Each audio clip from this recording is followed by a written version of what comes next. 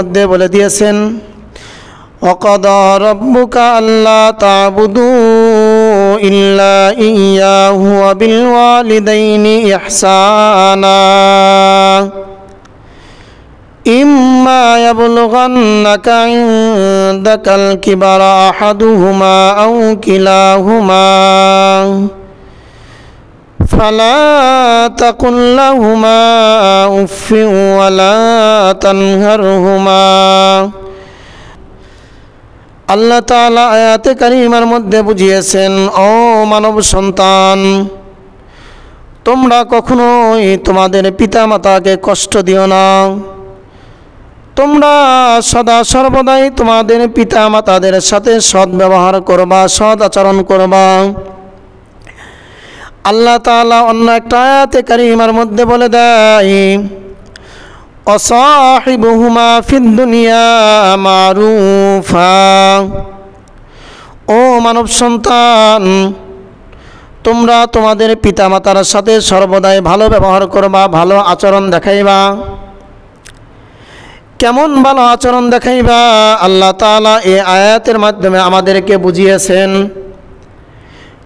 তোমাদের পিতামাতা যদি মুসলমান হয় তো ভালো কথা, বেশ ভালো ব্যবহার দেখাইবা। যদি মুসলমান না হয়, অন্য ধর্ম হয়, তবু তোমরা তাদের সাথে ভালো ব্যবহার দেখাইবা।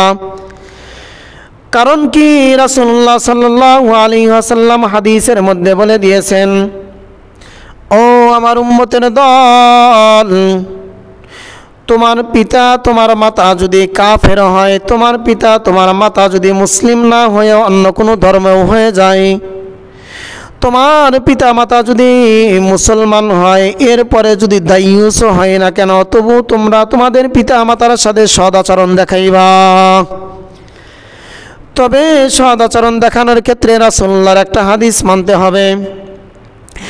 রাসূল আল্লাহ সাল্লাল্লাহু আলাইহি ওয়াসাল্লাম হাদিসের মধ্যে বলে দেয়, লা তা'তা লিমাখলুকিন ফি মাসিয়াতিল খালিক। সাবধান সাবধান, তোমার পিতামাতার সাথে সদাচরণ করবা, তাদের সাথে তুমি ভালো ব্যবহার দেখাইবা, তাদের সাথে তোমরা সদা সর্বদাই ভালো ব্যবহার দেখাইবা। তারা যেই কথা তোমাকে বলবে সেই কথা হরফান হরফান তুমি মানবা। তবে সাবধান সাবধান, আমি রাসূল তোমাদেরকে সাবধান করে দেয়া যায়, তোমরা এমন কোনো কথা পিতামাতার শুনবা না যে কথার মধ্যে আল্লাহ রাসূলের আনুগত্য নাই, যে কথা আল্লাহ রাসূলের বিরোধিতা চলে গিয়েছে, এমন কথা তোমরা পিতামাতার কখনোই শুনবা না। তোমার পিতা যদি তোমাকে বলে তুমি দাড়ি সেভ করে ফেলো, কখনোই কথা শোনা যাবে না। তোমার পিতা যদি তোমাকে বলে, ও সন্তান, সংসারে আয় নাই, সংসারে উন্নতি নাই, সংসারে কোনো বরকত নাই, তোমার কাছে কিছু টাকা আছে, সুদের ব্যবসা শুরু করে দাও, কখনো এই কথা শোনা যাবে না। তোমার পিতা তোমাকে যে কথাই বলুক, আগে দেখতে হবে কথাটার মাপকাঠি কোন পর্যন্ত গিয়েছে।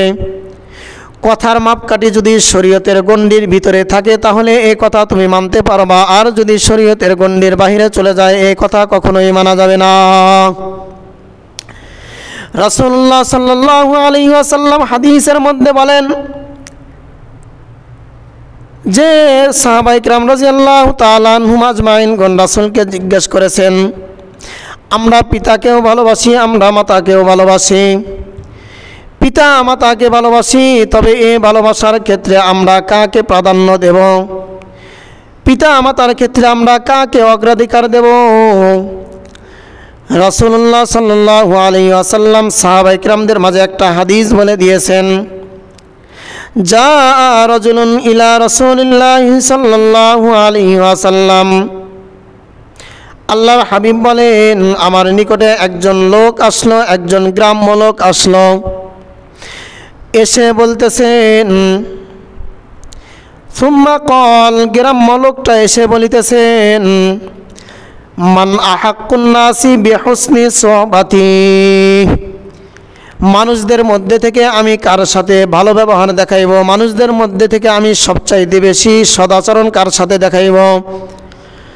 ক্বালা রাসূলুল্লাহ সাল্লাল্লাহু আলাইহি ওয়াসাল্লাম বললেন, উম্মুকা, আল্লাহর হাবিব একবার বললেন উম্মুকা, অর্থাৎ তুমি তোমার মাতার সাথে সদা সর্বদাই ভালো ব্যবহার দেখাইবা। পুনরায় গ্রাম্য লোকটা জিজ্ঞেস করেন সুম্মা ক্বালা, আবার গ্রাম্য লোকটা জিজ্ঞেস করেন সুম্মা আইয়ুন, অতঃপর কার সাথে দেখাইব? রাসূল বলে দেয় সুম্মা ক্বালা, রাসূলুল্লাহ বলে দেয় সুম্মা উম্মুকা, এরপরেও তুমি তোমার মাতার সাথে সদাচরণ দেখাইবা।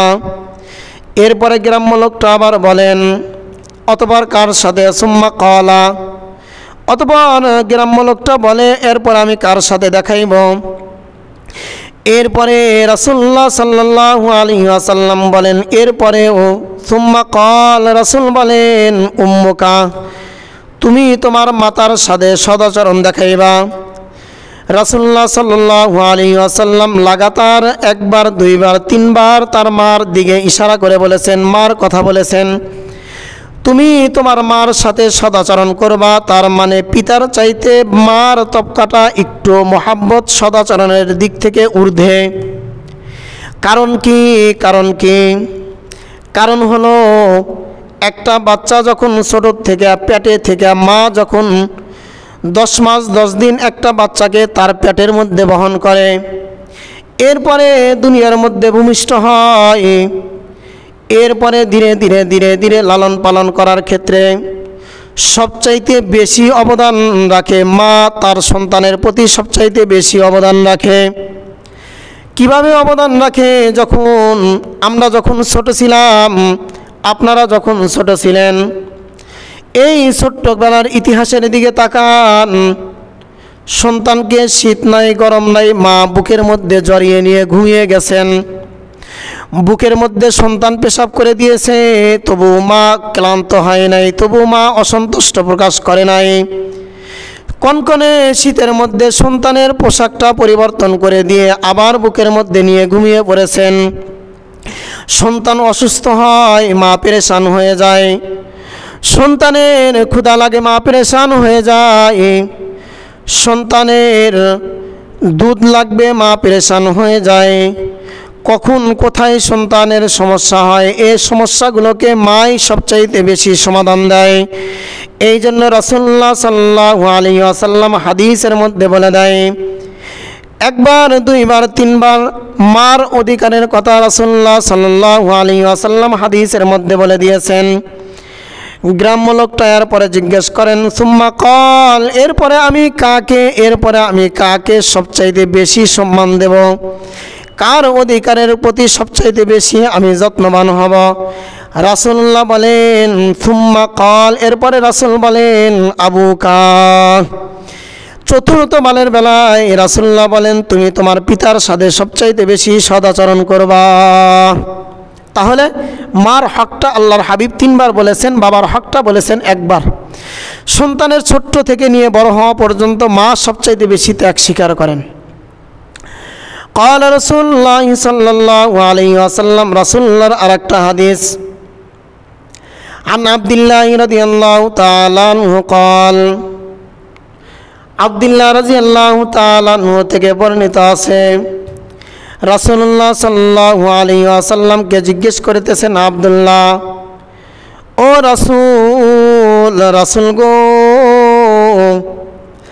আমার মা হায়াতে আছে, আমার বাবা হায়াতে আছে, সবচাইতে কোন আমলটা আমি বেশি করব? রাসূলুল্লাহ সাল্লাল্লাহু আলাইহি ওয়াসাল্লাম হাদিসের মধ্যে বলে দেয় তুমি নামাজকে তোমার ওয়াক্ত মতে পড়ো, নামাজকে যথা সময়ে তুমি আদায় করবা। এরপরে আব্দুল্লাহ রাদিয়াল্লাহু তাআলা আনহু আবার বলেন এরপরে আমি কোন আমলটা করব? রাসূলুল্লাহ সাল্লাল্লাহু আলাইহি ওয়াসাল্লাম বলে তুমি তোমার মার সাথে সদা সর্বদাই সদ্ব্যবহার করবা, তুমি তোমার মা বাবার সাথে সদা সর্বদাই সদ আচরণ করবা।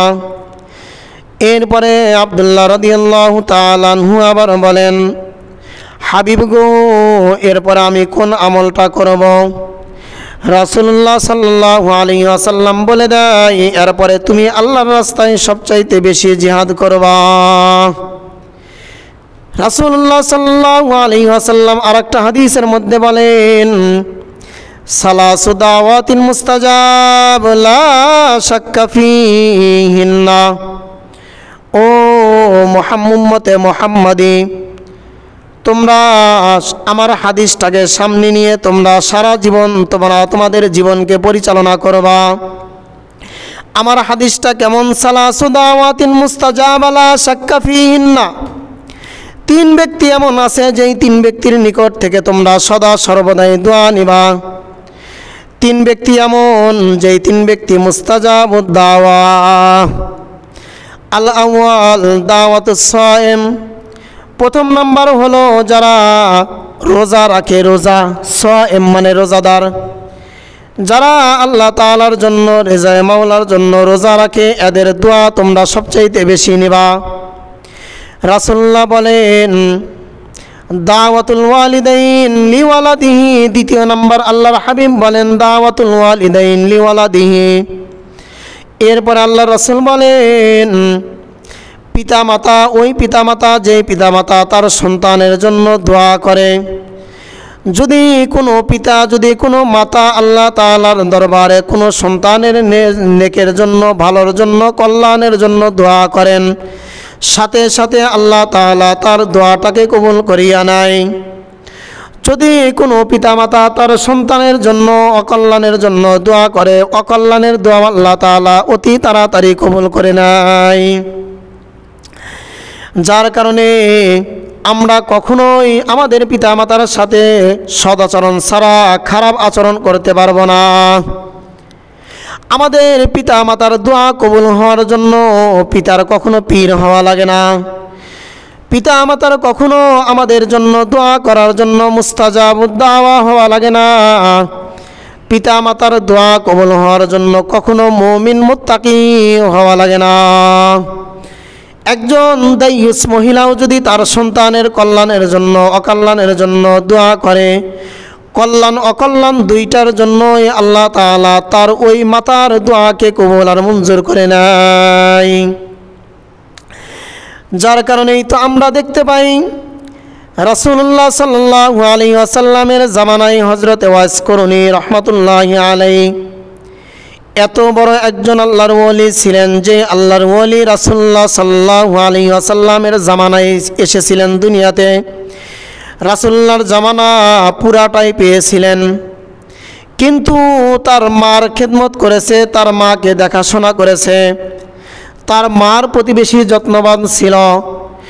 যার কারণে রাসূলের জামানা পাওয়া সত্ত্বেও মাকামে সাহাবিয়াতের মতো একটা সৌভাগ্যশীল পদ মর্যাদা তিনি অর্জন করতে পারে নাই। হযরত ওয়াইস করুনী রাদিয়াল্লাহু তাআলা আনহুর নিকটে যখন রাসূলুল্লাহ সাল্লাল্লাহু আলাইহি ওয়াসাল্লামের নবুয়তের সেই দাওয়াত এসে পৌঁছায়, হযরত ওয়াইস করুনী রাদিয়াল্লাহু তাআলা আনহু আল্লাহর হাবিবের দরবারে চিঠি রাখেন, রাসূল গো, ও রাসূল, আপনার দিন, আপনার ধর্ম আমার নিকটে পৌঁছে গেছে, আপনার নবুয়ত আমার নিকটে পৌঁছে গিয়েছেন, আমি আপনার নবুয়তকে গ্রহণ করেছি, কিন্তু আফসোস আমি আপনার নবুয়তকে গ্রহণ করতে পেরেছি, কিন্তু আমি আপনার দরবারে যেতে চাই, কিন্তু যাইতে পারি না। কারণ আমার ঘরে আমার মা বৃদ্ধ অবস্থায় রয়েছে, আমার মা খুব অসুস্থ, এই অসুস্থ মার দেখাশোনা করা লাগে। অসুস্থ মার আমি দেখাশোনা করার জন্য আমি ছাড়া আর আমার দ্বিতীয় কোনো ভাই বোন নাই। যার কারণে আমি আপনার দরবারে মনে তামান্না, মনে আশা আকাঙ্ক্ষা থাকা সত্ত্বেও আপনার নিকটে আসতে পারি না। এরপরেও রাসূল গো, আপনি যদি আমাকে অনুমতি দেন, তবু আমি এই অনুমতি পেয়ে আমি আপনার নিকটে আসতে পারি। রাসূলুল্লাহ সাল্লাল্লাহু আলাইহি ওয়াসাল্লাম তার চিঠির উত্তর দিয়ে দেয়, ওয়াইস করুনী, তোমার আমার দরবারে আসা লাগবে না, তুমি যে ইয়ামানে আছো সেই ইয়ামানেই থাকো। ইয়ামানে থেকে তুমি তোমার অসুস্থ মার দেখভাল করো, অসুস্থ মার সেবা যত্ন করো। মাকামে সাহাবিয়াতের যে স্থান আছে, স্থান তোমার লাগবে না, কিন্তু অন্য অন্য লাইন দিয়ে আল্লাহ তাআলা তোমার পদ মর্যাদাকে উঁচু করে দিবেন, বুলন্দ করে দিবেন। সাহাবায়ে কেরাম রাদিয়াল্লাহু তাআলা আনহুম আজমাইনদের মাকামটা কেমন ছিল? সাহাবায়ে কেরাম রাদিয়াল্লাহু তাআলা আনহুম আজমাইনদের স্থানটা কেমন ছিল। একজন অক্ষত সাহাবী, যেই সাহাবী শুধুমাত্র রাসূলকে ঈমানের হালাতে দেখেছে, কিন্তু আবার ঈমানের হালাতেই মৃত্যুবরণ করেছে। এমন একজন অক্ষত সাহাবী, যেই অক্ষত সাহাবীর তেমন কোনো আমল করার মতো সুযোগ হয় নাই।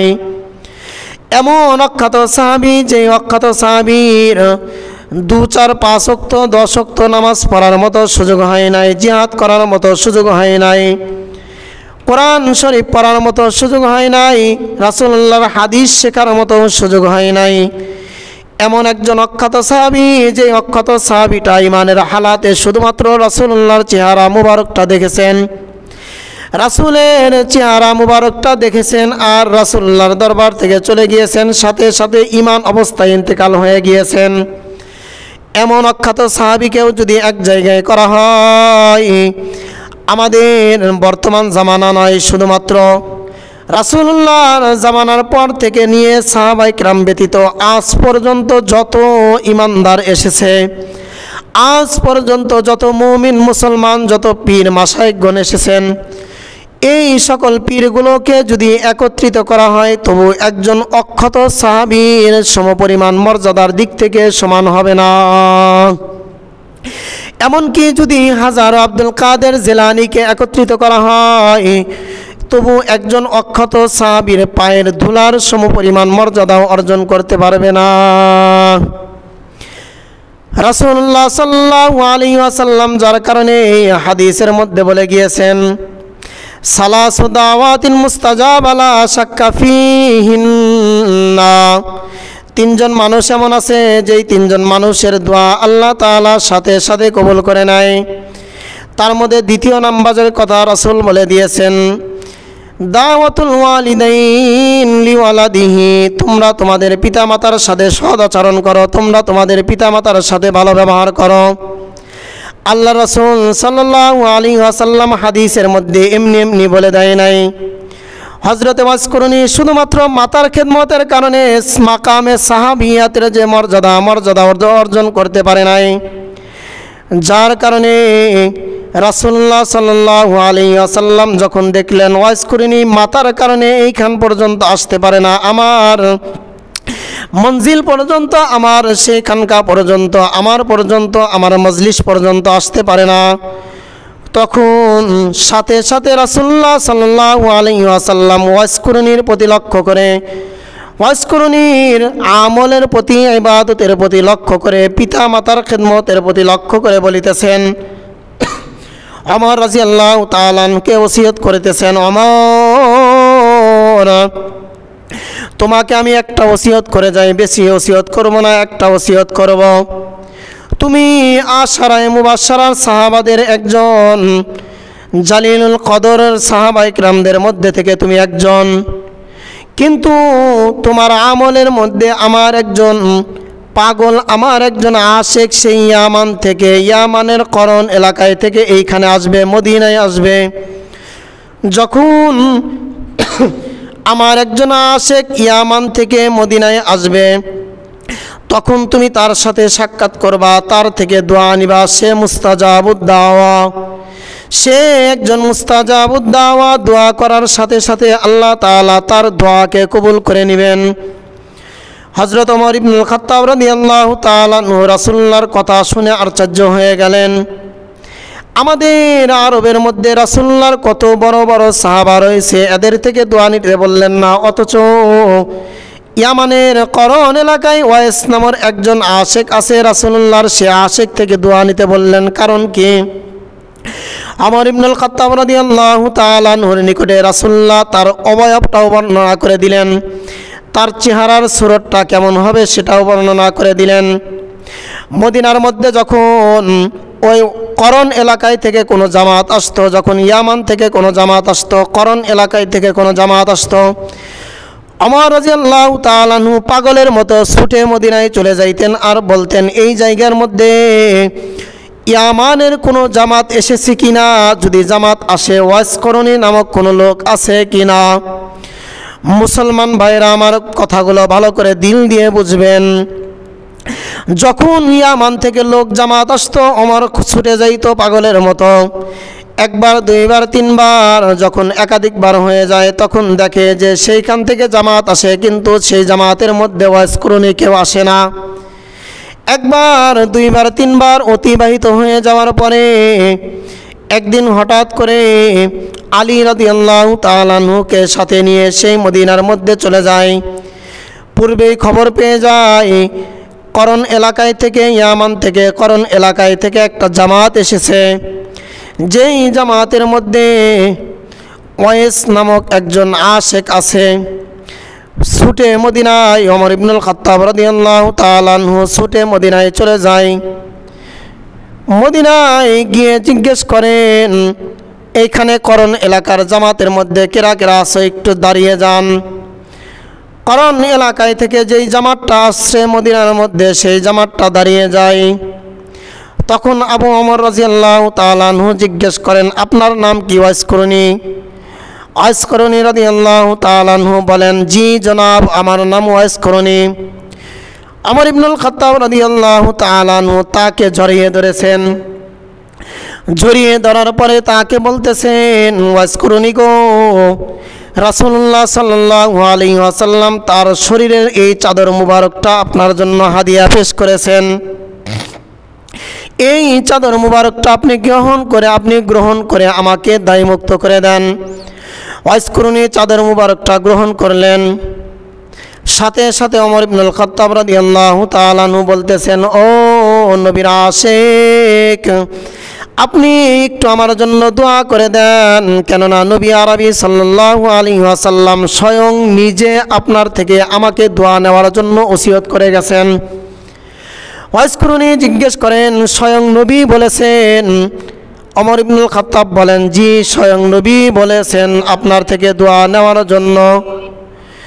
যখন ওয়াইস করণী এমন কথা শুনতে পায় তখন তার দুইটা চক্ষু দিয়ে ঝরঝর ঝরঝর করে অশ্রু ছেড়ে দেয়।